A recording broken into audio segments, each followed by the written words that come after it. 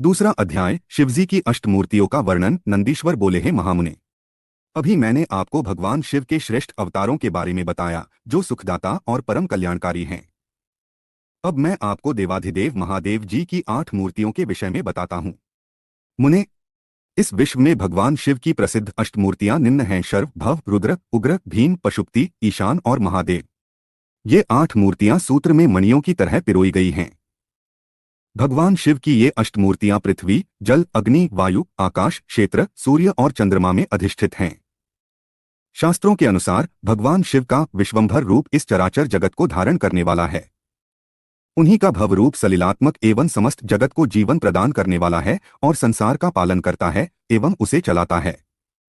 यही तीसरी मूर्ति का उग्र रूप है। महादेव जी के आकाशात्मक रूप को भीम कहते हैं, जिससे राज समुदाय का भेदन होता है। भक्तवत्सल भगवान शिव का पशुपति रूप आत्माओं का अधिष्ठान करने वाला, संपूर्ण क्षेत्र में निवास करने वाला है। यही पशु एवं जीवों के पाश को काटने वाला है। महादेव जी का इस संसार को प्रकाशित करने वाला सूर्य रूप ईशान है और यही आकाश में फैला हुआ है। भगवान शिव का अमृतमयी रश्मियों वाला तथा संसार को तृप्त करने वाला रूप महादेव के नाम से पुकारा जाता है। आत्मा देवाधिदेव भगवान शिव का 8वां मूर्ति रूप है और अन्य मूर्तियों की व्यापिका है। भगवान शिव के इस अष्टमूर्ति स्वरूप के कारण ही पूरा संसार शिवमय है। जिस प्रकार पौधे को पानी से सींचने से शाखाएं एवं फूल पुष्पित होते हैं, उसी प्रकार शिव स्वरूप से यह विश्व परिपुष्ट होता है। जिस प्रकार पिता पुत्र को देखकर हर्षित होता है, उसी प्रकार इस जगत के पिता भगवान शिव भी अपने भक्तों को हर्षित और प्रसन्न देखकर संतुष्ट होते हैं और उन्हें आनंद की प्राप्ति होती है। इसलिए हमें सदैव भक्तिभाव से उनकी प्रसन्नता हेतु कार्य करना चाहिए। तीसरा अध्याय अर्धनारीश्वर शिव। नंदीश्वर बोले, जब ब्रह्मा जी द्वारा रची हुई इस सृष्टि का विस्तार नहीं हुआ तब वे बड़े चिंतित होकर विस्तार के उपायों के विषय में सोचने लगे। ब्रह्मा जी ने विचार किया कि यदि कोई इस संबंध में मेरी मदद कर सकता है तो वे सिर्फ भगवान शिव हैं। तब अपने आराध्य देव भगवान शिव को प्रसन्न करने हेतु उन्होंने शिव शिवा के संयुक्त रूप की आराधना करनी आरंभ कर दी। उनकी स्तुति से प्रसन्न होकर भगवान शिव उनके सामने प्रकट हुए और बोले, हे ब्रह्मानो, कहो क्या चाहते हो? अपने मनोरथ के विषय में बताओ ताकि मैं उसे पूरा करने में तुम्हारी मदद कर सकूं। भगवान शिव के इस प्रकार के वचन सुनकर ब्रह्मा जी ने अपने दोनों हाथ जोड़कर भगवान शिव की स्तुति की और बोले, हे देवाधिदेव महादेव शिवशंकर, आप तो अपने भक्तों के रक्षक हैं। आप उनके समस्त दुखों को दूर करके उनको अभीष्ट फल प्रदान करते हैं। भगवन, आपकी आज्ञा के अनुसार मैंने सृष्टि की रचना की है, परंतु भगवन,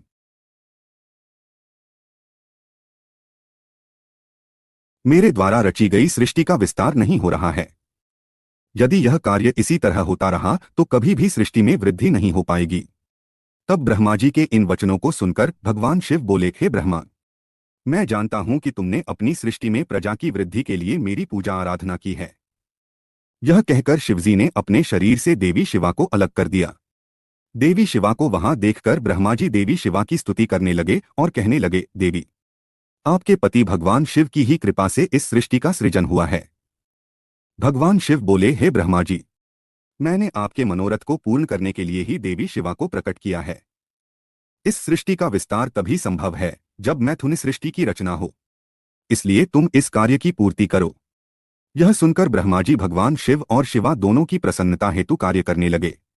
ब्रह्मा जी बोले, हे देवी, सृष्टि के आरंभ में आपके पति देवाधिदेव भगवान शिव ने ही मेरी रचना की थी और मुझे सृष्टि की रचना करने का आदेश दिया था, जिसके फलस्वरूप मैंने अनेक पुरुषों की रचना की, परंतु इतना करने पर भी उनकी वृद्धि संभव नहीं हो सकी। इसलिए माते, मैं अपनी प्रजा की वृद्धि हेतु आपकी शरण में आया हूँ। प्रजा वृद्धि तभी संभव है जब सृष्टि का निर्माण कार्य अर्थात वृद्धि स्त्री पुरुष के समागम से हो, परंतु अभी तक मैं नारी को प्रकट नहीं कर पाया हूँ। हे शिवे, आप मुझे नारी की सृष्टि करने की शक्ति प्रदान करें। हे सर्वेश्वरी, हे जगत जननी, मेरे कार्य की सिद्धि हेतु आप मेरे पुत्र दक्ष की पुत्री के रूप में जन्म लीजिए। ब्रह्मा जी की प्रार्थना को मानते हुए देवी जगदम्बा ने दक्ष की पुत्री होना स्वीकार कर लिया। यह कहकर देवी शिवा ने भगवान शिव के शरीर में प्रवेश कर लिया। तत्पश्चात शिव शिवा वहां से अंतर्धान हो गए। तभी से शिव शिवा का अर्धनारीश्वर रूप विख्यात हुआ और इस संसार में स्त्री जाति की रचना संभव हुई। यह अर्धनारीश्वर स्वरूप वर्णन अत्यंत आनंददायक एवं मंगलकारी है। चौथा अध्याय ऋषभदेव अवतार का वर्णन। नंदीश्वर बोले, हैं सर्वज्ञ सनत कुमार जी, एक बार ब्रह्मा जी से भगवान शिव बोले, ब्रह्मन, 7वें मनवंतर में वाराह कल्प होगा। इसमें कल्पेश्वर भगवान प्रकट होंगे जो तीनों लोकों को अपने दिव्य प्रकाश से आलोकित करेंगे और तुम वैवस्वत मनु के प्रपौत्र बनोगे। उन मनवंतर में 4 युग होंगे। द्वापर युग के अंत में मैं ब्राह्मणों की रक्षा करने और उनका हित करने हेतु अवतार धारण करूंगा। द्वापर युग में व्यास जी प्रभु का रूप धारण करेंगे। कलयुग के अंत में मैं देवी शिवा सहित श्वेत नामक ब्राह्मण मुनि के रूप में प्रकट होऊंगा। हिमालय पर्वत पर मेरे श्वेत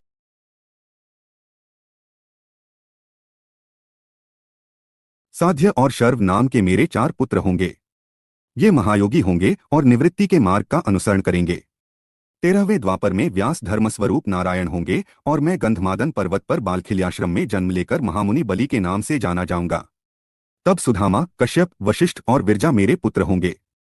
वहीं 14वें द्वापर युग में व्यास जी दक्ष बनकर और मैं गौतम के रूप में अवतरित होऊंगा। तब अत्रि, वशद, श्रवण और श्रविकष्ट मेरे पुत्र के रूप में जन्म लेंगे। 15वां द्वापर आने पर मैं हिमालय के वेदशीर्ष नामक पर्वत पर सरस्वती नदी के उत्तरी तट पर वेदशिरा का रूप धारण करूंगा। वेदशिरा के अवतार में कुनी, कुनीबाहु, कुशरीर और कुनेत्रक नाम के 4 वीर पराक्रमी पुत्र उत्पन्न होंगे। उस समय व्यास जी त्रयारुणी नामक अवतार में होंगे। 16वां द्वापर युग आने पर व्यास जी देव नाम धारण करेंगे और मैं गोकर्ण नामक वन में गोकर्ण बनकर जन्म लूंगा तथा काश्यप, उष्णा, च्यवन और बृहस्पति मेरे 4 पुत्र होंगे। 17वें द्वापर युग में व्यास देवकृतंजय होंगे। मैं गुहावासी नाम से अवतार लूंगा और उतथ्य, वामदेव, महायोगा और महाबल मेरे पुत्र होंगे। 18वां द्वापर आने पर मैं शिखंडी पर्वत पर जहां शिखंडी वन है वहां शिखंडी नाम से अवतरित होऊंगा और ऋतंजय व्यास होंगे। उस समय वाच, श्रवा, रुचिक, शावास्य और यतीश्वर मेरे पुत्र तपस्वी होंगे। 19वें द्वापर युग में महामुनि भारद्वाज व्यास होंगे और मैं माली नाम से हिमालय के शिखर पर जन्म लूंगा। तब मेरी लंबी लंबी जटाएं होंगी। हिरण्यनामा, कौसल्य, लोकाक्षी और प्रधिमी जो कि गंभीर स्वभावी हैं मेरे पुत्रों के रूप में जन्म लेंगे। 20वां द्वापर आने पर व्यास जी गौतम और मैं अट्टहास नाम से अवतार धारण करेंगे। सुमंत, वरवरी, विद्वान कबंध और कुनिबंधर मेरे योग संपन्न पुत्र होंगे। 21वें द्वापर युग में मैं दारुक नाम से पैदा होऊंगा और मेरे नाम से उस स्थान का नाम दारुवन हो जाएगा। पक्ष, दारभामनी, केतुमान तथा गौतम मेरे पुत्र होंगे और वाच, श्रवा, व्यास होंगे। 22वां द्वापर युग आने पर व्यास जी सुषमायण के रूप में अवतार लेंगे और मैं वाराणसी में लांगली भीम के अवतार के रूप में प्रकट होऊंगा। उस समय मुझ हलायुधधारी शिव का दर्शन सभी देवता करेंगे तथा भल्लरी, मधु, पिंग और श्वेत केतु मेरे पुत्र होंगे तथा वे धार्मिक रुचि रखने वाले होंगे। 23वें द्वापर में व्यास तृणाबिंदु मुनि होंगे। तब मैं कालिंजर नामक पर्वत पर श्वेत नाम से उत्पन्न होऊंगा और उशिक, बृहद्रश्व, देवल और कवि नाम के 4 तपस्वी पुत्र होंगे। 24वें द्वापर में यक्ष व्यास होंगे। तब मैं शूली नामक महायोगी के रूप में जन्म लूंगा। शालिहोत्र, अग्निवेश, युवनाश्व और शरद्धसु मेरे पुत्र होंगे। जब 25वां द्वापर युग आएगा उस समय शक्ति नाम से व्यास अवतार धारण करेंगे और मैं मुंडीश्वर नाम से प्रकट होऊंगा। 26वें द्वापर में पाराशर व्यास होंगे और मैं भद्रवट नगर में सहिष्णु के रूप में अवतरित होऊंगा। 27वां द्वापर आने पर मैं सोम शर्मा नाम से प्रभास नामक तीर्थ में अवतार धारण करूंगा। उस समय व्यास जी जातुकर्ण्य नाम से प्रसिद्ध होंगे। 28वें द्वापर युग में भगवान श्रीहरि विष्णु पराशर के पुत्र के रूप में जन्म लेंगे और उनका नाम त्रैपायन व्यास होगा। उस समय श्री कृष्ण अपने छठे अंश से वसुदेव के पुत्र के रूप में जन्म लेकर वासुदेव नाम से जगत प्रसिद्ध होंगे। तब मैं लकुली के नाम से प्रकट होऊंगा। इस प्रकार देवाधिदेव भगवान शिव ने मनवंतर के चतुर्युगियों के योगेश्वतारों का वर्णन किया। इन 28 योगेश्वतारों में उनके 4 परमप्रिय शिष्य होंगे जो शरीर पर भस्म और मस्तक पर त्रिपुंड, गले में रुद्राक्ष की माला धारण किए होंगे। ये शिष्य विद्वान और भक्त होंगे। 6वां अध्याय, नंदीकेश्वर अवतार। सनत कुमार जी ने पूछा, हे प्रभु, आप महादेव जी के अंश से उत्पन्न होकर भगवान शिव को कैसे प्राप्त हुए? कृपा कर मुझे इस उत्तम कथा का वर्णन सुनाइए। नंदीश्वर बोले, हे ब्रह्मापुत्र सनत कुमार जी, शिलाद नामक एक धर्मात्मा मुनि थे। एक बार जल पुत्र की कामना से शिलादी ऋषि इंद्र की तपस्या और उनका ध्यान करने लगे। तब देवराज इंद्र ने प्रकट होकर उनसे कहा कि मैं आपकी इच्छा को पूरा करने में असमर्थ हूं। अतः आप परमपिता परमेश्वर भक्तवत्सल भगवान शिव की स्तुति करो, वे ही आपकी इच्छा पूरी करने में सक्षम हैं। यह सुनकर शिलाद प्रसन्न होकर पूर्ण भक्तिभावना और श्रद्धापूर्वक देवाधिदेव भगवान शिव की तपस्या करने लगा। शिलाद की कठोर तपस्या से प्रसन्न होकर भगवान शिव ने उसे साक्षात दर्शन दिए और बोले, हे शिलाद, ब्रह्मा जी, श्रीहरि विष्णु सहित सभी देवताओं और ऋषिमुनियों ने मेरे अवतार धारण करने के लिए मेरी तपस्या की और मुझे सभी इस पूरे संसार का पिता मानते हैं। फिर भी मैं आपको अपना पिता बनने का वरदान देता हूँ। मैं आपका अयोनिज पुत्र बनकर जन्म लूंगा और मेरा नाम नंदी होगा। यह कहकर भगवान शिव वहां से अंतर्धान हो गए। तत्पश्चात शिलाद भगवान शिव की जय जयकार करते हुए अपने आश्रम में चले गए। वहां उन्होंने सभी को यह बात बताई। कुछ समय उपरांत मेरे पिता शिलाद यज्ञ भूमि को सही कर रहे थे कि उसी समय मैं भगवान शिव की आज्ञा से उनके शरीर से उत्पन्न हुआ। तब चारों ओर प्रसन्नता छा गई। जब मेरे पिता शिलाद ने मेरे बाल रूप को देखा, जो सूर्य और अग्नि के समान तेज, प्रभावशाली और प्रकाशमान था, हाथ में त्रिशूल एवं सिर पर जटाजूट धारण किया था, तो मेरा रूप देखकर वे आनंद से झूम उठे। शिलाद बोले, हे सुरेश्वर, आपने मुझे बहुत आनंद दिया है। इसी कारण मैं आपका नाम नंदी रखता हूँ। तब मेरे पिता अत्यंत प्रसन्न होकर भगवान शिव की स्तुति करने लगे। तत्पश्चात वे अपनी कुटिया में चले गए। उस कुटिया में जाकर मैंने अपने इस रूप का त्याग कर दिया और साधारण बालक की भांति रहने लगा। तब मेरे पिता शिलाद ने मेरे नामकरण आदि संस्कार पूरे किए। 5 वर्ष का होने पर मुझे संपूर्ण वेदों का अध्ययन कराया गया। जब मैं 7 वर्ष का हुआ तो देवाधिदेव भगवान शिव की आज्ञा से मित्र और वरुण नामक मुनि मुझे देखने मेरे आश्रम आए। मेरे पिता शिलाद ने उन दोनों को उत्तम आसन पर बैठाया और उनकी बहुत आवभगत की। तब वे दोनों मुझे बार बार निहारने लगे और कुछ देर पश्चात वे मेरे पिता से बोले, हेता, तुम्हारा यह पुत्र इतनी छोटी आयु में ही सब शास्त्रों का ज्ञाता हो गया है, लेकिन इसकी आयु तो बहुत कम है। इसके जीवन का तो मात्र 1 वर्ष शेष रह गया है। तब उन दोनों की बातें सुनकर मेरे पिता शिलाद अत्यंत दुख से भर गए और रोने लगे। अपने पिता को इस प्रकार दुखी देखकर नंदीश्वर ने उनसे प्रश्न किया। वे पूछने लगे, पिताजी, आप किस कारण इतना दुखी हो रहे हैं? तब पिता शिलाद ने मुझे मेरी अल्पायु के विषय में बताया। तब मैं बोला, है पिताजी, आप इस प्रकार दुखी न हो। मुझे देवता, दानव, यक्ष, गंधर्व, काल, यमराज या कोई भी मनुष्य नहीं मार सकता। मेरी अल्पायु में मृत्यु नहीं होगी। मेरे इस प्रकार के वचनों को सुनकर मेरे पिता शिलाद ने पूछा कि पुत्र, तुमने ऐसा कौन सा तप किया है या तुम्हें ऐसी कौन सी शक्ति प्राप्त हो गई है जो तुम ऐसा कह रहे हो? तब मैंने कहा, है पिताजी, मैं भगवान शिव की आराधना और स्तुति से ही मृत्यु को दूर भगा दूंगा। आप चिंता न करें। यह कहकर नंदी ने पिता शिलाद को प्रणाम किया और स्वयं वन की ओर चल दिया। 7वां अध्याय, नंदी को वर प्राप्ति और विवाह वर्णन। नंदीश्वर बोले, हैं महामुने, मैंने वन में जाकर घोर तपस्या करनी शुरू कर दी। मैं स्वच्छ मन और श्रद्धाभाव से भगवान शिव के 3 नेत्र, 10 भुजा तथा 5 मुख वाले रूप का ध्यान करते हुए मंत्र का जाप करने लगा। मेरी दुष्कर तपस्या से अभिभूत होकर भगवान शिव प्रसन्न हो गए। तब भगवान शिव ने देवी पार्वती सहित मुझे दर्शन दिए।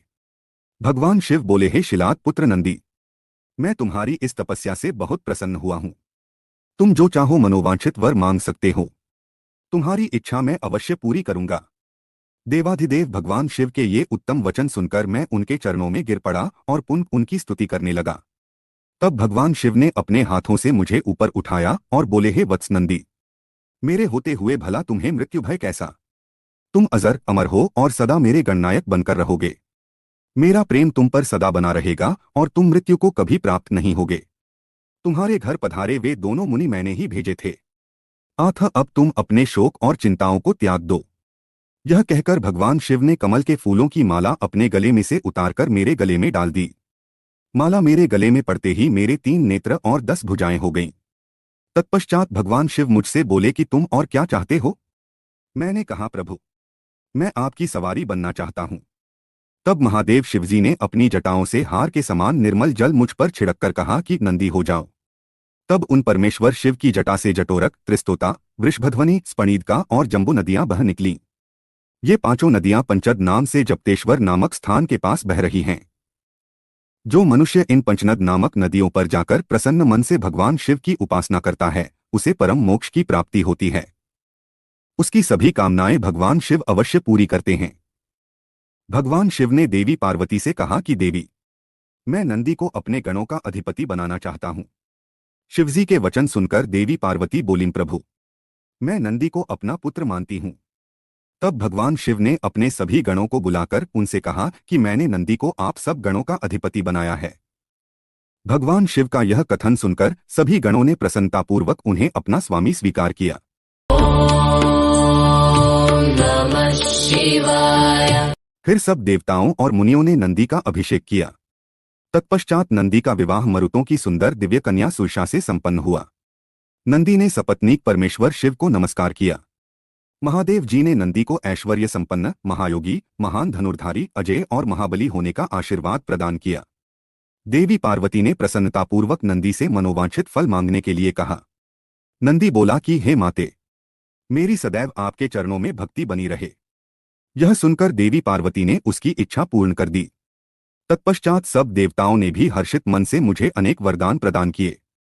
तब भगवान शिव से आज्ञा लेकर सब उनका गुणगान करते हुए अपने स्थान को चले गए। महामुने, नंदीश्वर के अवतार का वर्णन शिव भक्ति बढ़ाने वाला और आनंददायक है। इसे पढ़ने अथवा सुनने से सभी सुखों की प्राप्ति होती है। 8वां अध्याय भैरव अवतार। नंदीश्वर बोले, हे सनत कुमार जी, भगवान शिव के परम रूप भैरव जी हैं। एक समय की बात है, ब्रह्मा जी सुमेरु पर्वत पर बैठकर ध्यान में मग्न थे। उसी समय देवता उनके पास आए और उन्हें हाथ जोड़कर नमस्कार करने लगे। तत्पश्चात उन्होंने पूछा, हे ब्रह्मनु, इस संसार में अविनाशी तत्व क्या है? कृपा कर इस विषय में हमें बताइए।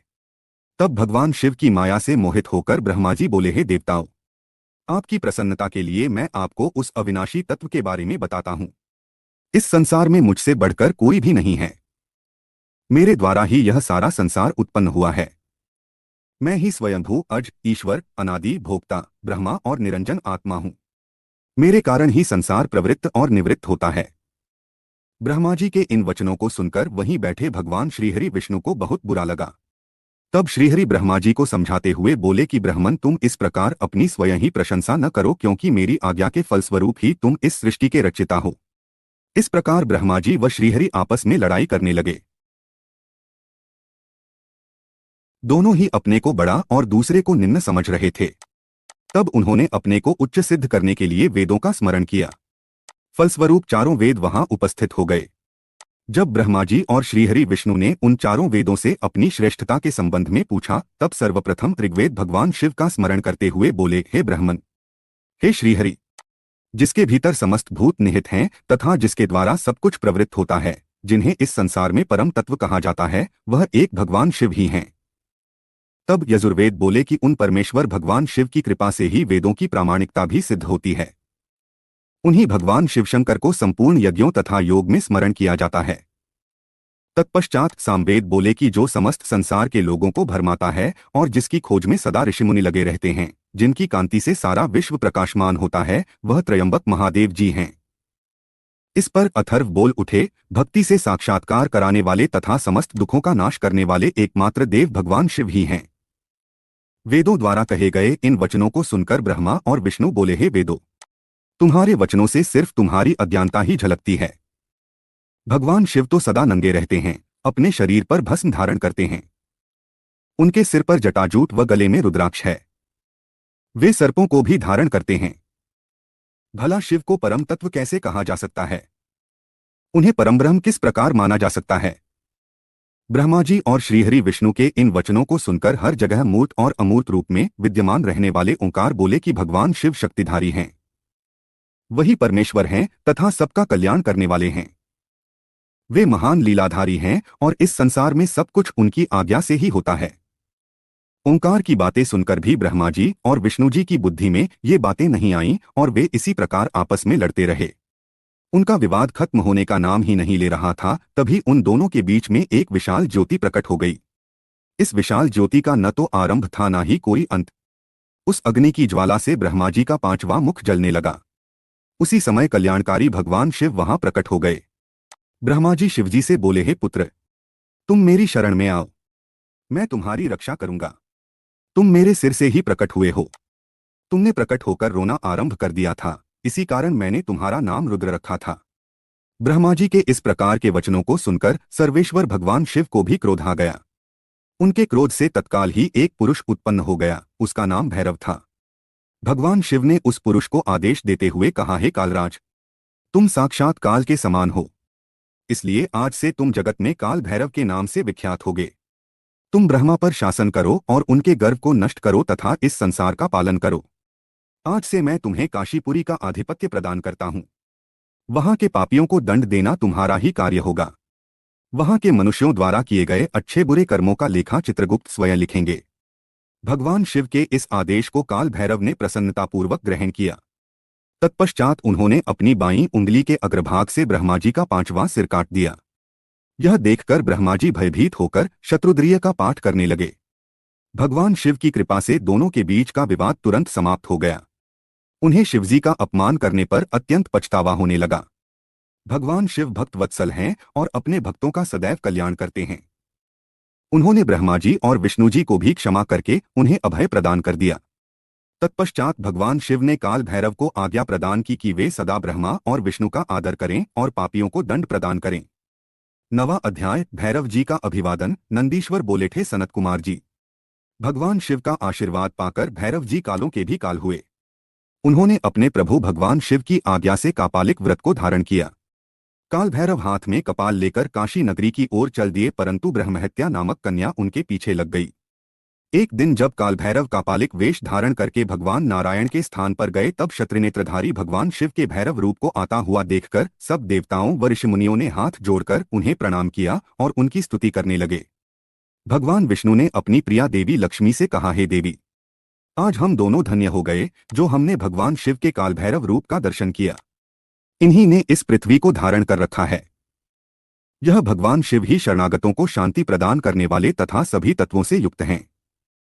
यही सब प्राणियों के अंतर्यामी और अपने भक्तों को सब कुछ प्रदान करने वाले और उनकी कामनाओं को पूरा करने वाले हैं। इनके दर्शनों से ही मनुष्य सब बंधनों से मुक्त हो जाता है। काल भैरव जी को इस प्रकार भिक्षा मांगते हुए देखकर भगवान श्रीहरि विष्णु ने उनसे प्रश्न किया कि हे भगवान, आप तो तीनों लोकों का राज्य प्रदान करने वाले हैं, भला आपको भिक्षा मांगने की क्या आवश्यकता पड़ गई। तब विष्णु जी के इस प्रकार के वचनों को सुनकर काल भैरव जी बोले, हे नारायण, मैंने ब्रह्मा जी के 5वें सिर को काट दिया था, इसलिए अपने द्वारा किए गए पाप का पश्चाताप करने हेतु मैं यह कर रहा हूँ। तब काल भैरव के इन वचनों को सुनकर भगवान विष्णु बोले, हे भैरव, आप तो समस्त दुखों का नाश करने वाले विघ्नहर्ता हैं। आप सदा ही लीलाएं करते रहते हैं।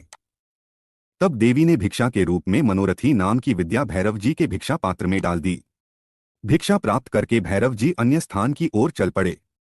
तभी विष्णु जी ने भैरव जी के पीछे जाती हुई ब्रह्महत्या को देखा और उससे कहा कि वह शिवजी का पीछा छोड़ दे, परंतु ब्रह्महत्या ने कहा कि इस बहाने ही मैं शिवजी की सेवा करती हूँ। यह कहकर ब्रह्महत्या फिर भैरव जी का पीछा करते हुए काशी नगरी के समीप आ गई। वहां पहुंचते ही ब्रह्महत्या पाताल में समा गई और ब्रह्मा जी का सिर भैरव जी के हाथ से छूटकर पृथ्वी पर गिर पड़ा। जिस स्थान पर काल भैरव जी के हाथ से ब्रह्मा जी का 5वां सिर गिरा था, वह स्थान कपाल मोचन तीर्थ के रूप में प्रसिद्ध हो गया।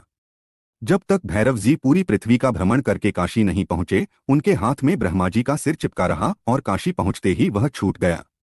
इसलिए काशी नगरी को पापनाशिनी माना जाता है और यह सत्पुरुषों द्वारा सदा सेवनीय है।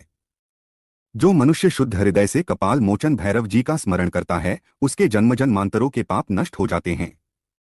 कपाल मोचन तीर्थ में जाकर विधिपूर्वक पिंडदान और देवपितृ तर्पण करने से मनुष्य ब्रह्महत्या के पाप से भी छुटकारा पा लेता है।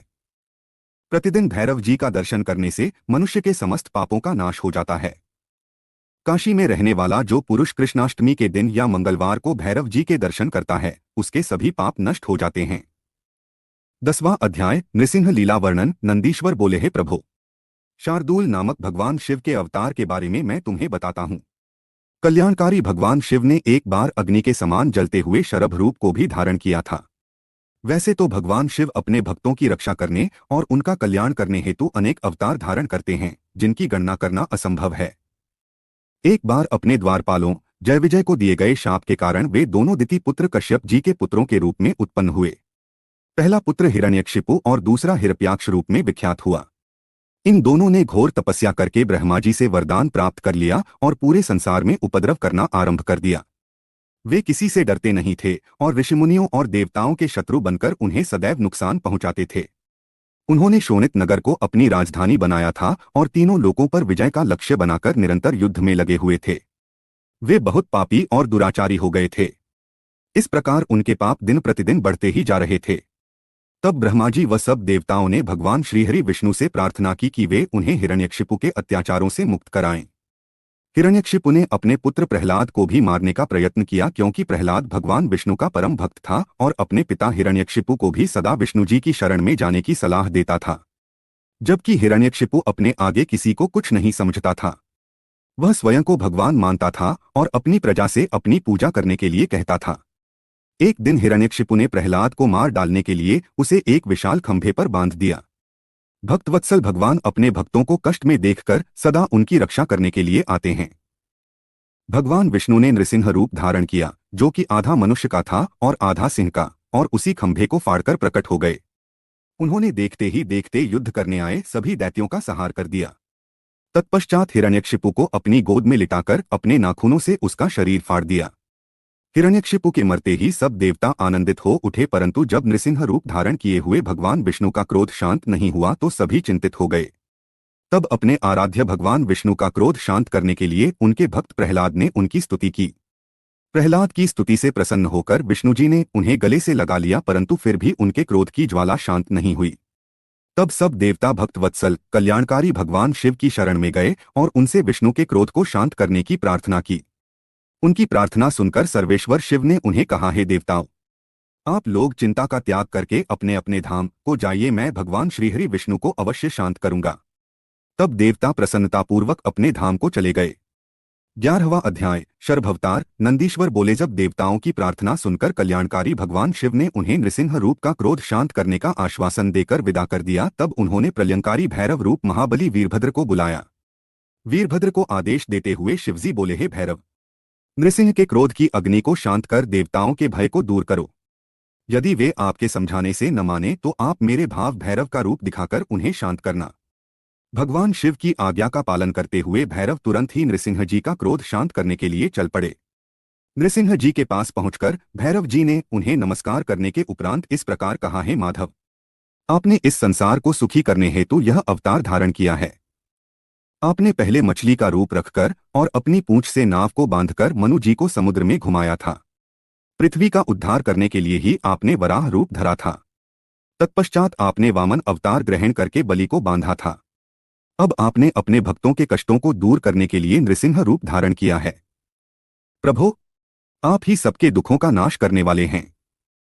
आपने जिस कार्य की सिद्धि हेतु नृसिंह रूप धारण किया था वह कार्य पूर्ण हो चुका है।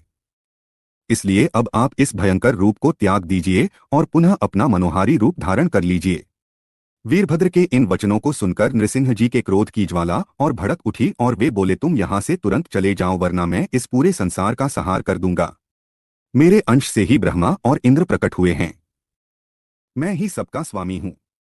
इस प्रकार विष्णु जी के कहे वचनों को सुनकर वीरभद्र को बहुत क्रोध आया। तब वे बोले, क्या आप संसार के संहर्ता भगवान शिव को भी नहीं जानते हैं? मैं उन्हीं की प्रेरणा से यहाँ आया हूँ। आप अहंकार का त्याग कीजिए, क्योंकि न तो आप इस सृष्टि के सृजनकर्ता हैं, न पोषणकर्ता और न ही संहारकर्ता। उन्हीं परमेश्वर शिव की कृपा से आप अनेक अवतार धारण करते हैं। आपके कर्मरूपधारी का सिर भगवान शिव की अस्थिमाला की शोभा बढ़ा रहा है। आपके पुत्र ब्रह्मा का 5वां सिर भी मैंने काट लिया है। इस संसार में हर तरफ भगवान शिव की ही शक्तियां फैली हुई हैं। उन भक्तवत्सल भगवान शिव की ही शक्ति से आप मोहित हो रहे हैं।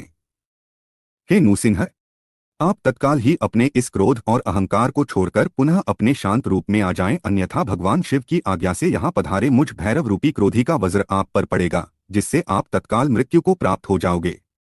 12वां अध्याय शिव द्वारा नृसिंह के शरीर को कैलाश ले जाना। सनत कुमार जी बोले, नंदीश्वर जी, भगवान शिव के अवतार काल भैरव ने जब क्रोधित होकर नृसिंह रूप धारण किए विष्णु जी को इस प्रकार क्रोध से फटकारा, तब आगे क्या हुआ? क्या उन्होंने भैरव जी की आज्ञा का पालन किया या फिर क्रोधित काल भैरव ने श्री विष्णु जी के नृसिंह रूप का संहार कर दिया? नंदी, आप जल्दी से मेरी इस जिज्ञासा को शांत करिए। महामुने सनत कुमार जी के इन वचनों को सुनकर नंदीश्वर बोले, भैरव जी के वीरभद्र रूप के इन वचनों को सुनकर नृसिंह जी, जो कि पहले से क्रोध से भरे हुए थे और अधिक क्रोधित होकर वीरभद्र पर झपट पड़े। तब वीरभद्र ने उन्हें अपनी भुजाओं में कसकर पकड़ लिया। वीरभद्र के इस प्रकार पकड़ने से नृसिंह जी अत्यंत व्याकुल हो उठे। तत्पश्चात वीरभद्र ने उन्हें इसी प्रकार कसकर पकड़े रखा और उन्हें लेकर उड़ गए। वे उन्हें उड़ाकर परम पावन शिवधाम ले गए और ले जाकर शिवजी के वाहन वृषभ के नीचे पटक दिया। इस प्रकार जोर से नीचे फेंक दिए जाने पर नृसिंह रूपी भगवान श्रीहरि विष्णु व्याकुल हो उठे। यह देखकर सभी देवता और ऋषिमुनि देवाधिदेव भगवान शिव की स्तुति करने लगे। ॐ नमः शिवाय। भगवान शिव की माया से ग्रसित होकर भगवान श्रीहरि विष्णु का शरीर भय से कांपने लगा।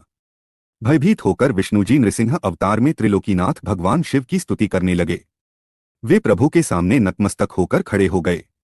नृसिंह भगवान परमेश्वर शिव से परास्त हो गए। उनकी शक्तियां क्षीण हो गईं। वीरभद्र भैरव ने नृसिंह की सभी शक्तियों पर अपना अधिकार स्थापित कर लिया। सभी देवता हाथ जोड़कर कल्याणकारी भगवान शिव के यश का गान करने लगे।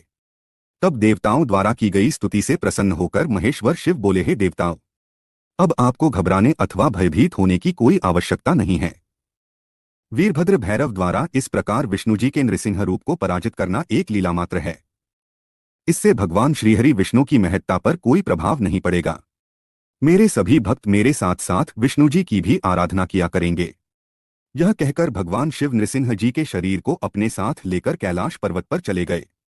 तब भगवान शिव ने अपनी मुंडमाला में नृसिंह का मुख भी शामिल कर लिया। 13वां अध्याय। विश्वानर को वरदान। नंदीश्वर बोले, हे ब्रह्मपुत्र, अब आप शशिमौली भगवान शिव के उस उत्तम चरित्र को सुनिए जिसमें उन्होंने विश्वानर के घर अवतार लिया था। बहुत पहले नर्मदा नदी के किनारे नर्मपुर नामक नगर था। इस नगर में विश्वानर नाम के एक महामुनि रहते थे। वे भगवान शिव के परम भक्त थे और संपूर्ण शास्त्रों के ज्ञाता थे। उनका विवाह शुचिष्मती नामक ब्राह्मण कन्या से हुआ था।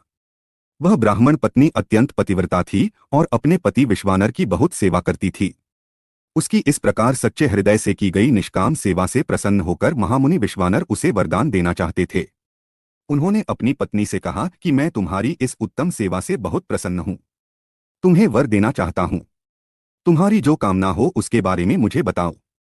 अपने पति के इन वचनों को सुनकर ब्राह्मण पत्नी ने कहा, यदि आप मुझ पर प्रसन्न रहें तो कृपा कर मुझे महादेव जी के समान पुत्र प्रदान करें।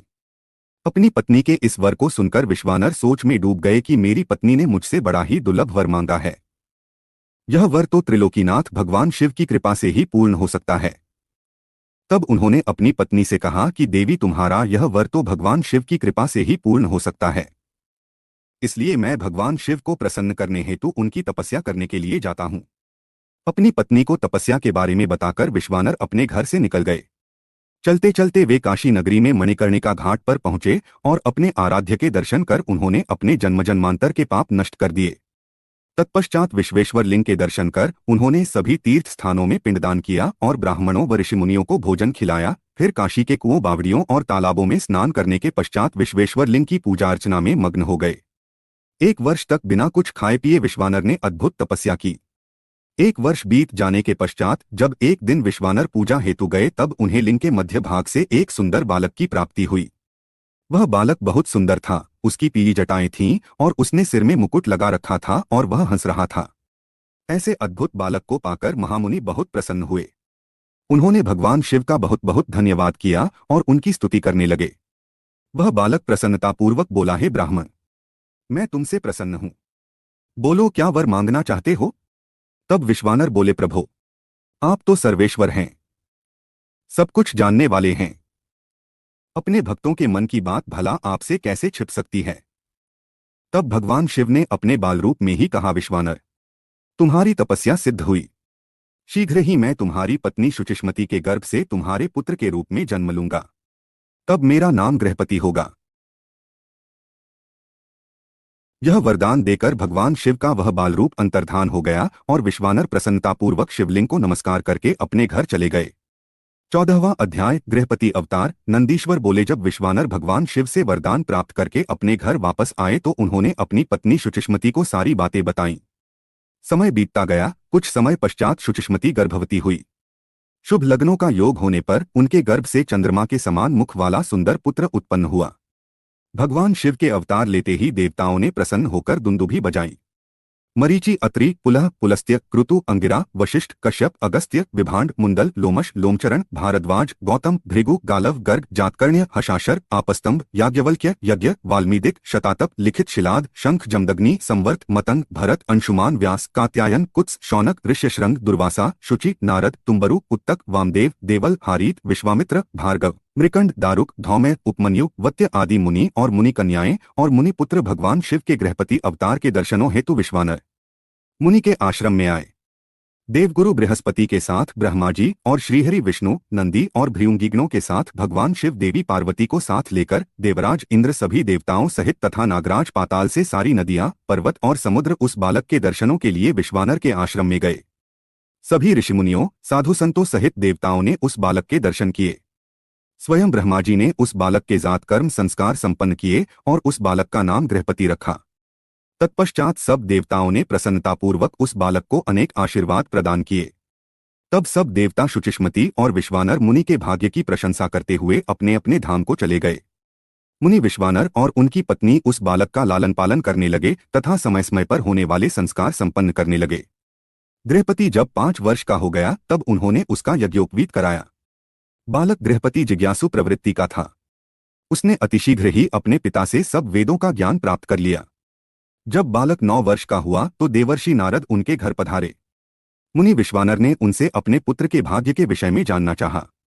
तब नारद जी बोले, मुनि, आपका पुत्र बड़ा भाग्यवान और वैभवशाली है, परंतु 12 वर्ष का होने पर इसे अग्नि और बिजली से खतरा उत्पन्न हो सकता है। इसलिए आपको अपने पुत्र को अग्नि और बिजली के करीब नहीं जाने देना चाहिए। ऐसे वचन कहकर देवर्षि नारद उस बालक को अपना आशीर्वाद देकर वहां से चले गए। 15वां अध्याय। गृहपति को शिवजी से वर प्राप्ति। नंदीश्वर बोले, हैं महामुने, जब इस प्रकार की बातें बताकर देवर्षि नारद वहां से चले गए तब उनके वचनों से देवी शुचिष्मति और विश्वानर को बहुत दुख पहुंचा और वे दोनों बड़े जोर जोर से रोने लगे। शोक में रोते हुए वे दोनों मूर्छित हो गए। फिर पहले तो मुनि विश्वानर ने अपने को संभाला, फिर अपनी पत्नी को समझाते हुए बोले, देवी, इस प्रकार रोकर कुछ भी नहीं होगा, इसलिए तुम इस प्रकार रोना बंद करो। फिर वे दोनों अपने पुत्र गृहपति को ढूंढने लगे। उस समय उनका पुत्र घर से बाहर था। जब वह वापस आया तो अपने माता पिता को इस प्रकार रोता हुआ देखकर उनसे पूछने लगा कि आप इस प्रकार क्यों रो रहे हैं। अपने पुत्र के इस प्रश्न को सुनकर देवी शुचिष्मति ने गृहपति को अपने गले से लगा लिया और रोते हुए ही उसने नारद जी द्वारा कही गई बातें कह दी। यह सुनकर गृहपति तनिक भी विचलित नहीं हुआ और अपने माता पिता को समझाने लगा कि आप इस प्रकार दुखी न हो। मैं मृत्यु विजयी शिव मंत्र को जप कर मृत्यु से अपनी रक्षा कर लूंगा। अपने पुत्र की साहसपूर्ण बातें सुनकर माता पिता दोनों बहुत प्रसन्न हुए और बोले कि मृत्युंजय भगवान शिव की आराधना करने से अवश्य ही सारे विघ्न दूर हो जाते हैं। अत तुम उनकी शरण में जाओ, वे तुम्हारा कल्याण करेंगे। अपने माता पिता से आशीर्वाद लेकर बालक गृहपति काशी चला गया। वहां उसने स्नान करने के पश्चात शिवलिंग के दर्शन किए। विश्वेश्वरलिंग का दर्शन करने के पश्चात उसे बहुत प्रसन्नता हुई और वह अपने को भाग्यशाली मानने लगा कि उसे प्रभु के दर्शन हो गए। तब उसने वहीं एक शिवलिंग स्थापित किया। वह प्रतिदिन उस लिंग को 108 घड़ों में गंगाजल भरकर स्नान कराता था और फिर विधिपूर्वक उनकी आराधना करता था। उसका मन सदा ही शिव चरणों का स्मरण करता रहता था। धीरे धीरे समय बीतता गया। गृहपति ने 12वें वर्ष में प्रवेश किया। नारद जी की वाणी को सिद्ध करते हुए देवराज इंद्र गृहपति के सामने प्रकट हुए। इंद्र ने कहा कि बालक मांगो, क्या मांगते हो।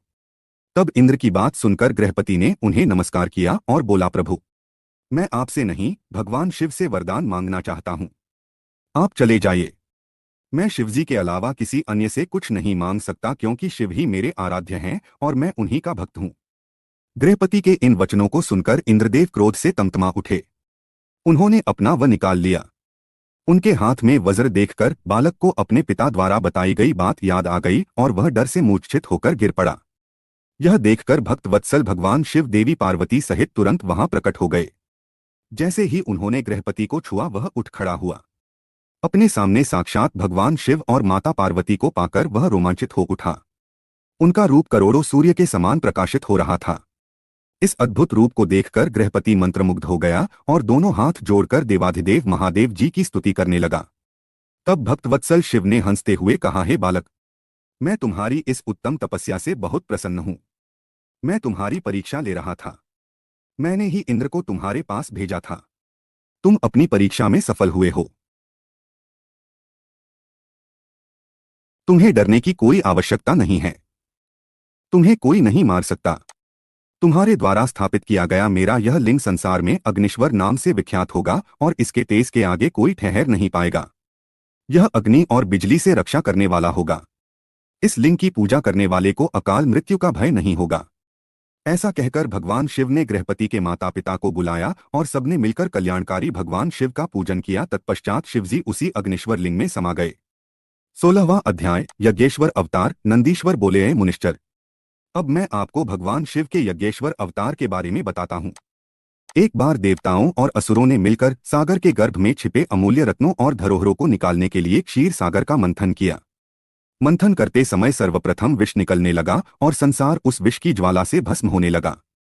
यह देखकर देवता और दानव भयभीत हो गए और भगवान शिव की स्तुति करने लगे। भगवान शिव सदा ही अपने भक्तों की रक्षा और कल्याण करते हैं। उन्होंने अपने भक्तों का दुख दूर करने के लिए उस विष को पी लिया। विष पीने के कारण उनका गला नीले रंग का हो गया और वे नीलकंठ नाम से विख्यात हुए। तत्पश्चात देवता और दानव नए उत्साह और जोश के साथ दोबारा समुद्र मंथन करने लगे, जिससे अनेकों बहुमूल्य रत्न, हीरे जवाहरात और अमृत का प्रादुर्भाव हुआ। अमृत निकलने पर देवताओं और असुरों में युद्ध होने लगा। तब राहु नामक असुर अमृत कलश चुराकर भाग खड़ा हुआ। यह दृश्य चंद्रमा ने देख लिया और उसका पीछा किया। विष्णुजी ने अपने सुदर्शन चक्र से उसकी गर्दन काट दी, क्योंकि उसने अमृत पी लिया था, इसलिए सिर कटने के बाद भी वह मरा नहीं। तब से राहु चंद्रमा को डराने लगा। भगवान शिव ने चंद्रमा की रक्षा करने के लिए उसे अपने सिर पर धारण कर लिया। देवताओं ने असुरों से अमृत कलश छीन लिया और अमृत पान कर लिया। अब उन्हें अपने पर अभिमान होने लगा और वे अपने बल की प्रशंसा करने लगे। जब इस बात का ज्ञान त्रिलोकीनाथ भगवान शिव को हुआ कि देवता मदांध हो गए हैं, तब उन्होंने देवताओं को होश में लाने के लिए अपने मन में निश्चय किया। भगवान शिव यक्ष का रूप रखकर देवताओं के पास पहुंचे। देवता उनसे अपने बल की प्रशंसा करने लगे। देवताओं की गर्वपूर्ण बातों को सुनकर यक्ष रूप धारण किए भगवान शिव बोले, हे देवताओं, तुम्हारा यह अभिमान और गर्व झूठा है। सच्चाई यह है कि तुम्हारा निर्माण करने वाला स्वामी कोई और है। तुम गर्व में भरकर उसे भूल गए हो। तुम में अहंकार और अभिमान आ गया है। अभी मैं तुम्हारे बल की परीक्षा लेता हूं। यह कहकर उन्होंने एक तिनका धरती पर रखा और कहा कि हे बलशाली देवताओं, अपने पराक्रम और बल से अपने अस्त्र शस्त्रों का प्रयोग करके इसे काट दो। तब सब देवता अपने बल और पराक्रम को सिद्ध करने के लिए उस तिनके पर प्रहार करने लगे, परंतु सबके अस्त्र शस्त्र व्यर्थ हो गए। वे उस तिनके का कुछ भी न बिगाड़ सके। वह तिनका अपने स्थान से जरा सा भी नहीं हिला। यह देखकर सब देवताओं को बहुत आश्चर्य हुआ। देवता आश्चर्यचकित होकर एक दूसरे को देख ही रहे थे कि आकाशवाणी हुई। आकाशवाणी बोली, देवताओं, यक्ष के रूप में ये कोई और नहीं स्वयं भगवान शिव हैं, जो सबके परमेश्वर, रचनाकर्ता, पालनकर्ता तथा विनाशकर्ता हैं। आकाशवाणी सुनकर सब देवताओं को अपनी भूल का एहसास हो गया और वे यज्ञेश्वर भगवान शिव को प्रणाम करके उनकी स्तुति करने लगे। शिवजी ने यज्ञेश्वर रूप रखकर देवताओं का घमंड दूर कर दिया, फिर सबको आशीर्वाद देकर वहां से अंतर्धान हो गए। 17वां अध्याय शिव दशावतार। नंदीश्वर बोले, हैं महामुने, अब मैं आपको त्रिलोकीनाथ भगवान शिव के दशावतारों के बारे में बताता हूँ। भगवान शिव के पहले अवतार को महाकाल कहा जाता है और यह प्रभु के भक्तों को भक्ति और मुक्ति प्रदान करता है। देवी महाकाली अपने भक्तों को सदा उनकी मनोवांछित वस्तु प्रदान करती हैं। तारा नामक दूसरा अवतार सेवकों को सुख तथा भक्ति मुक्ति देता है। भील नामक तीसरा भुवनेश अवतार भुवनेश नामक भील शक्ति का है। चौथा षोडश विद्येश की षोडश शक्ति का है, जो महादेव जी के परम भक्तों को सुख प्रदान करने वाला है। पांचवा गैरव की गिरजा नामक भैरवी शक्ति है, जो उपासना करने वालों की सभी कामनाएं पूरी करती है। छठी छिन्नमस्ता नामक शक्ति भक्तों के मनोरथों को पूरा कर उन्हें शांति प्रदान करती है। भगवान शिवशंकर का सातवां अवतार धूम्रवान है, जिससे धूम्रवती शक्ति फल देने वाली हुई। आठवें अवतार रूप का नाम बगला है और बगलामुखी शक्ति महा आनंद देने वाली और भक्तों का कल्याण करने वाली है। शिवजी का नवां अवतार मातंग नाम से हुआ एवं जिससे मातंग शक्ति उत्पन्न हुई। देवाधिदेव भगवान शिव के 10वें अवतार के रूप में कमल का प्रादुर्भाव हुआ, जिससे कमला नामक शक्ति उत्पन्न हुई। यह शक्ति अपने भक्तों का पालन करने वाली तथा अभीष्ट फल प्रदान करने वाली है। त्रिलोकीनाथ कल्याणकारी भगवान शिव द्वारा लिए गए ये 10 अवतार सज्जन पुरुषों एवं उनके परम भक्तों को सदा सुख प्रदान करने वाले हैं। भक्तवत्सल भगवान शिव इन अवतारों द्वारा अपनी भक्ति में लीन रहने वालों को अपनी सच्ची भक्ति और मुक्ति प्रदान करते हैं। देवाधिदेव महादेव जी द्वारा धारण किए गए ये 10 अवतार तंत्र शास्त्र से संबंधित हैं। ये 10 अवतार अद्भुत हैं एवं इनकी महिमा दिव्य है। भगवान शिव की ये 10 शक्तियां शत्रु को मारने के कार्य में प्रयुक्त होती हैं। ये 10 दिव्य शक्तियां दुष्टों को दंड देती हैं और ब्रह्म तेज में वृद्धि करती हैं। 18वां अध्याय एकादश रुद्रों की उत्पत्ति। नंदीश्वर बोले, ए मुने, अभी मैंने आपको कल्याणकारी भगवान शिव के दशावतारों के बारे में बताया। अब मैं उन्हीं शिवजी के 11 अवतारों के बारे में बताता हूँ। ॐ नमः शिवाय। इन्हें सुनने से असत्य के दोषों से उत्पन्न होने वाली बाधा दूर हो जाती है। पूर्व समय में एक बार देवराज इंद्र अपनी नगरी अमरावती को छोड़कर चले गए। यह देखकर उनके पिता कश्यप ऋषि को बहुत दुख पहुंचा। मुनि कश्यप भगवान शिव के परम भक्त थे। उन्होंने इंद्र को बहुत समझाया और स्वयं काशी नगरी आ गए। वहां उन्होंने पवन पावन गंगा जी में स्नान के पश्चात विश्वेश्वर लिंग के दर्शन किए और उसी के पास एक अन्य शिवलिंग की स्थापना की। उस लिंग की स्थापना कश्यप मुनि ने देवताओं के हितों के लिए की थी। फिर वे उस शिवलिंग की नित्य विधिपूर्वक पूजा अर्चना करने लगे और तपस्या में लीन रहने लगे। इस प्रकार दिन बीतते गए। एक दिन प्रसन्न होकर भगवान शिव प्रकट हुए और बोले, हे मुनि कश्यप, मैं आपकी आराधना से प्रसन्न हूँ। मांगो, क्या मांगना चाहते हो? मैं तुम्हारी इच्छा अवश्य पूरी करूंगा। तब भगवान शिव के वचन सुनकर कश्यप मुनि बहुत प्रसन्न हुए और महादेव जी की स्तुति करने लगे। फिर बोले, हे भगवन, मैं अपने पुत्र के दुख से बहुत दुखी हूं। आप मेरे पुत्र का दुख दूर कीजिए। आप मेरे घर में मेरे पुत्र के रूप में उत्पन्न होकर मुझे सुख प्रदान कीजिए। कश्यप मुनि के वर को सुनकर शिवजी ने तथास्तु कहा और वहां से अंतर्धान हो गए। तब कश्यप मुनि भी प्रसन्नतापूर्वक अपने घर वापस आ गए। उन्होंने सब देवताओं को अपने वरदान के बारे में बताया, जिसे जानकर सब देवता बहुत प्रसन्न हुए। भगवान शिव अपने द्वारा दिए गए वरदान के फलस्वरूप कश्यप मुनि के यहाँ उनके पुत्र के रूप में जन्मे। कश्यप मुनि ने प्यार से उनका नाम सुरभि रखा। सुरभि के जन्म पर बड़ा उत्सव हुआ। सभी देवताओं ने प्रसन्न होकर फूल बरसाए, अप्सराएं नृत्य करने लगी तथा चारों दिशाओं में मंगल ध्वनि गूंजने लगी। देवताओं ने कश्यप मुनि को बहुत बहुत बधाई दी। तत्पश्चात सुरभि के बड़े होने पर उनसे कपाली, पिंगल, भीम, विरूपाक्ष, विलोहित, शास्ता, अजपाद, आपिर्बुध्य, शंभु, चंड तथा भव नामक 11 रुद्रों ने जन्म लिया। इन 11 रुद्रों ने देवताओं की रक्षा करने तथा उनका हित करने हेतु अनेकों असुरों का वध किया। फिर उन्होंने दैत्यों द्वारा अधिकृत किया स्वर्ग का राज्य वापस ले लिया और उस पर फिर से देवराज इंद्र का राज्य हो गया। ये 11 रुद्र आज भी देवताओं की रक्षा करने के लिए स्वर्ग में विराजमान रहते हैं। 19वां अध्याय दुर्वासा चरित्र। नंदीश्वर बोले, हे महामुने, परम तेजस्वी तपस्वी महर्षि अत्रि, जो देवी अनुसूया के पति थे, ब्रह्मा जी की आज्ञा से ऋक्षकुल नामक पर्वत पर, जो कि विंध्याचल के पास में स्थित था, पुत्र की कामना से घोर तपस्या की। उनकी तपस्या दिन प्रतिदिन और भीषण होती जा रही थी, जिससे तेज अग्नि की ज्वाला प्रकट हुई और उससे सब लोग जलने लगे। तब सब देवताओं ने मिलकर ब्रह्मा जी से प्रार्थना की।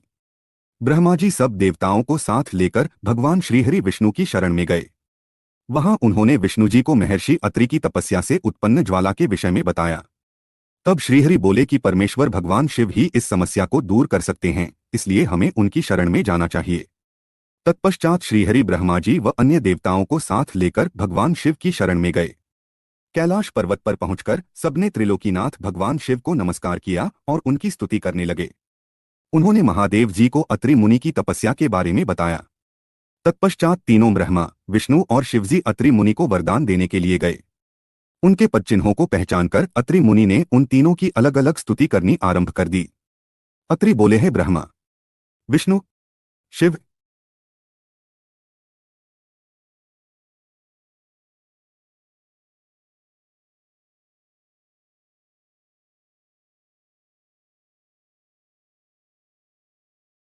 आप सभी इस संसार में सबके लिए आदरणीय और पूजनीय हैं।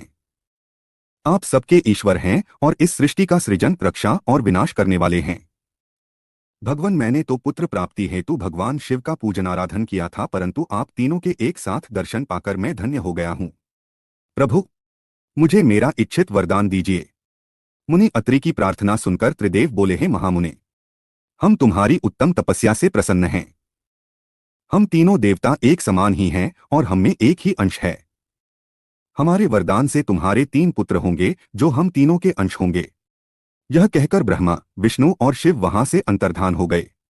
अत्रि मुनि वरदान पाकर खुशी से झूम उठे और वापस अपने आश्रम में चले गए। वहां पहुंचकर उन्होंने अपनी पत्नी अनुसूया को वरदान के विषय में बताया, जिसे सुनकर वे भी हर्षित हो उठीं। समय बीतता गया। निर्धारित समय पर देवी अनुसूया ने 3 पुत्रों को जन्म दिया जो कि स्वयं भगवान शिव, ब्रह्मा और विष्णु का अंश थे। ब्रह्मा जी के अंश से चंद्रमा, विष्णु जी के अंश से दत्त तथा भगवान शिव के अंश से दुर्वासा जी की उत्पत्ति हुई। दुर्वासा जी ने सूर्यवंश में उत्पन्न राजा अम्बरीश, जो कि सप्तद्वीप के स्वामी थे, की परीक्षा ली। एक दिन राजा अम्बरीश ने एकादशी का व्रत रखा। तब दुर्वासा जी अपने शिष्यों को साथ लेकर उनके राजमहल में गए। उधर अम्बरीश ने सब ब्राह्मणों को भोजन कराने के उपरांत जैसे ही जल पिया, दुर्वासा ऋषि वहां पहुंचकर उन पर नाराज होने लगे। वे बोले, राजन, हमें निमंत्रण देकर बुलाने पर भी आपने हमारा इंतजार नहीं किया और हमें भोजन कराने से पहले ही जल पी लिया। अब तुम्हें अपनी करनी का फल अवश्य भुगतना होगा। यह कहकर दुर्वासा जी ने राजा अम्बरीश को शाप से भस्म करना चाहा, परंतु उसी समय उनकी रक्षा हेतु सुदर्शन चक्र आ गया और वह दुर्वासा मुनि को ही जलाने लगा। तभी आकाशवाणी हुई कि दुर्वासा जी, अम्बरीश भगवान शिव का अंश हैं। यह सुनकर सुदर्शन चक्र शांत हो गया। तब राजा अम्बरीश ने दुर्वासा जी के चरण पकड़ लिए और उन्हें उत्तम भोजन कराकर विदा किया। एक बार दुर्वासा जी ने मर्यादा पुरुषोत्तम श्रीराम की परीक्षा ली। उन्होंने श्रीराम से कहा कि आपके और हमारे बीच होने वाली बात में कोई बीच में न आए। जब वे दोनों एकांत में बैठकर वार्तालाप कर रहे थे, लक्ष्मण वहां चले आए। तब रामचंद्र जी ने अपने प्रण के अनुसार अपने भाई लक्ष्मण का त्याग कर दिया। उनकी दृढ़ता से दुर्वासा मुनि प्रसन्न हुए और उन्हें आशीर्वाद देकर वहां से अपने स्थान को चले गए। इसी प्रकार एक बार उन्होंने श्री कृष्ण जी की भी परीक्षा ली थी। जब भगवान विष्णु ने कंस का वध करने के लिए कृष्ण अवतार लिया, उस समय उनकी प्रसिद्धि चारों ओर फैल गई। वे ब्राह्मणों को प्रेम भाव से जिमाते थे। उनकी ख्याति के कारण एक बार दुर्वासा जी कृष्ण की परीक्षा लेने के लिए पहुंच गए। उनकी सेवा से प्रसन्न होकर उन्होंने कृष्ण को वज्र के समान शरीर होने का वरदान प्रदान किया। एक बार द्रौपदी ने दुर्वासा जी को स्नान करते देखकर उन्हें वस्त्र दान किया था। तब उसके फलस्वरूप दुर्वासा जी ने उन्हें वरदान दिया था कि जब तुम पर विपत्ति आएगी तो यह वस्त्र बढ़कर तुम्हारी रक्षा करेगा, और दुर्योधन द्वारा किए गए चीरहरण के समय उसी वरदान ने उनकी रक्षा की थी। इस प्रकार मुनि दुर्वासा ने अनेक वरदानों से प्राणियों की रक्षा की। 20वां अध्याय। हनुमान अवतार। नंदीश्वर बोले हैं महामुने, एक समय की बात है, भगवान शिव जो कि महान लीलाधारी हैं, भगवान श्रीहरि विष्णु का मोहिनी रूप देखकर उन पर मोहित हो गए। कामदेव के बाणों से आहत होकर रामचंद्र जी के कार्यों को सिद्ध करने हेतु उन्होंने अपना वीर्यपात कर दिया। तब उस वीर्य को पत्ते पर रखकर सप्तऋषियों ने देवी अंजनी के कान में पहुंचा दिया। समय आने पर देवी अंजनी गर्भवती हुई और उन्होंने महाबली और पराक्रमयुक्त वानर रूपी शरीर वाले हनुमान को जन्म दिया। बाल्यकाल में हनुमान बड़े ही वीर व पराक्रमी थे। वे बहुत चंचल भी थे। बालीला में उन्होंने सूर्य को फल समझकर निगल लिया था और देवताओं की विनती पर उसे मुक्त किया। यह जानने के बाद कि हनुमान भगवान शिव के अंश से जन्मे हैं, सबने उन्हें अनेक वरदान व आशीर्वाद प्रदान किए। सूर्यदेव की कृपा से उन्हें सारी विद्याएं प्राप्त हुईं। बालपन से ही हनुमान के हृदय में श्रीराम का निवास था। भक्ति भावना से उनकी आराधना और सेवा करना ही उनका ध्येय था। उन्होंने श्रीराम की सेवा हेतु अपना घर त्याग दिया। उनकी वानरराज सुग्रीव से भेंट ऋष्यमुख पर्वत पर हुई, जिनकी पत्नी का हरण उसके भाई बाली ने किया था और उसे अपने राज्य से निकाल दिया था। हनुमान भी सुग्रीव के साथी बनकर उनके साथ रहने लगे। जब रामचंद्र जी वनवास काट रहे थे और दुष्ट रावण ने उनकी पत्नी देवी जानकी का अपहरण कर लिया था, उस समय उनकी भेंट हनुमान से हुई थी। हनुमान ने अपने आराध्य श्रीराम को पहचान लिया और उनके चरणों में अपना सर्वस्व समर्पित कर दिया। हनुमान और सुग्रीव से मित्रता हो जाने के पश्चात श्रीराम ने सुग्रीव के बड़े भाई बाली, जिसने उनका राज्य और पत्नी दोनों को छीन लिया था, का वध कर सुग्रीव का राज्याभिषेक कराया। फिर सुग्रीव अपनी पूरी वानर सेना सहित श्रीराम की पत्नी देवी सीता को ढूंढने के लिए निकल पड़े, परंतु कुछ पता न चल सका। तब स्वयं हनुमान ने माता सीता की खोज शुरू की तथा समुद्र पार लंका जाकर उन्हें खोज निकाला और उनके आराध्य प्रभु राम का संदेश उन तक पहुंचाया। अपने स्वामी का समाचार पाकर देवी सीता बहुत प्रसन्न हुई। उनका सारा शोक पल भर में दूर हो गया। माता सीता को राम जी का संदेश देकर हनुमान ने राक्षसों को सबक सिखाना शुरू किया। उन्होंने सारी अशोक वाटिका को नष्ट कर दिया, सारे वृक्षों को उखाड़कर फेंक दिया। जब रावण के सैनिकों ने उन्हें देख लिया तो रावण के सामने जाने हेतु उन्होंने अपने को कैद करा दिया।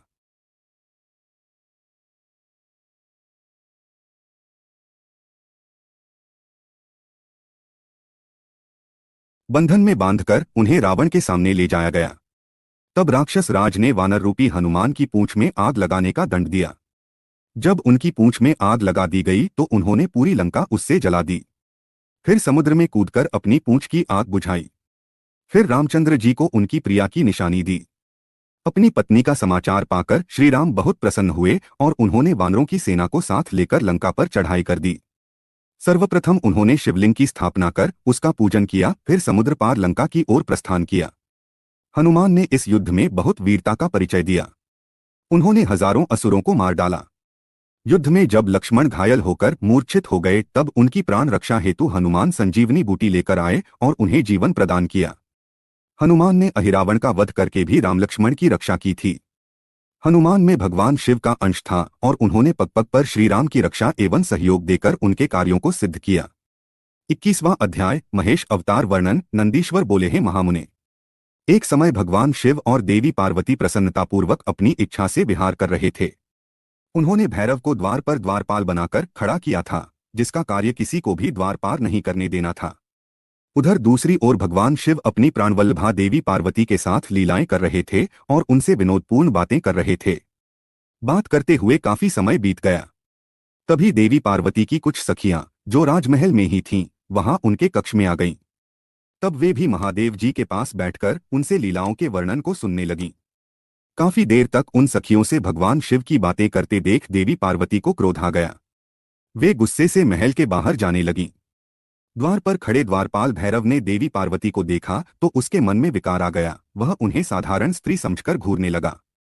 देवी पार्वती ने भैरव के मन की बात पहचानते हुए उसे शाप दे दिया, भैरव तू पृथ्वी पर जाकर एक साधारण मनुष्य की भांति जीवन जिएगा और अपनी करनी का फल भोगेगा। जब देवी पार्वती इस प्रकार भैरव को शाप दे रही थीं, तो भगवान शिव भी वहां आ पहुंचे। शाप से दुखी होकर भैरव ने देवी के चरणों में गिरकर उनसे क्षमा याचना की। तब त्रिलोकीनाथ भक्त वत्सल देवाधिदेव भगवान शिव ने भैरव को आश्वासन दिया। इस पर भैरव बोले कि हे प्रभु, देवी के शाप के प्रकोप से मुझे बचाइए।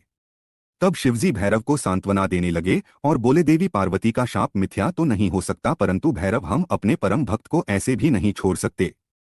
तुम चिंता मत करो। भैरव को आश्वासन देकर शिवजी देवी पार्वती को साथ लेकर चले गए। शाप के अनुसार भैरव जी शीघ्र ही वेताल के रूप में पृथ्वी लोक पर विचरने लगे। तब अपने भक्त का उद्धार करने के लिए भगवान शिव ने पृथ्वी पर अवतार लिया और वे महेश के रूप में और देवी पार्वती शारदा के नाम से पृथ्वी लोक पर लीलाएं करने लगे। 22वां अध्याय वृषभावतार वर्णन। नंदीश्वर बोले, हे ब्रह्मापुत्र सनत कुमार जी, एक बार देवताओं और दैत्यों ने मिलकर बहुमूल्य रत्नों और खजानों को हासिल करने के लिए समुद्र मंथन करने का निश्चय किया, परंतु वह मंथन किस प्रकार किया जाए यही सब सोच रहे थे। तभी आकाशवाणी हुई। आकाशवाणी ने कहा, हे कल्याणकारी देवताओं, तुम्हारा कार्य अवश्य ही सिद्ध होगा। तुम मंदराचल पर्वत को मथानी और नागराज वासुकी को रस्सी बनाकर क्षीरसागर का मंथन करो। आकाशवाणी सुनकर देवता और दानव उत्साहित होकर मंदराचल पर्वत को उखाड़ने लगे। अपने इस कार्य में वे सफल भी हो गए, परंतु जब वे मंदराचल को मथानी बनाने के लिए क्षीरसागर में डालने लगे तो अत्यंत भारी होने के कारण वह उनके ऊपर गिर पड़ा। अनेक देवता और दानव उसमें दब गए। भयभीत होकर सब भगवान शिव की आराधना करने लगे। भगवान शिव अपने भक्तों पर सदा अपनी कृपा रखते हैं। उन्होंने देवताओं दानवों को बल प्रदान किया। सबने मिलकर मंदराचल पर्वत को क्षीरसागर के जल में डाल दिया। फिर नागराज वासुकी को रस्सी बनाकर समुद्र मंथन करना आरंभ किया।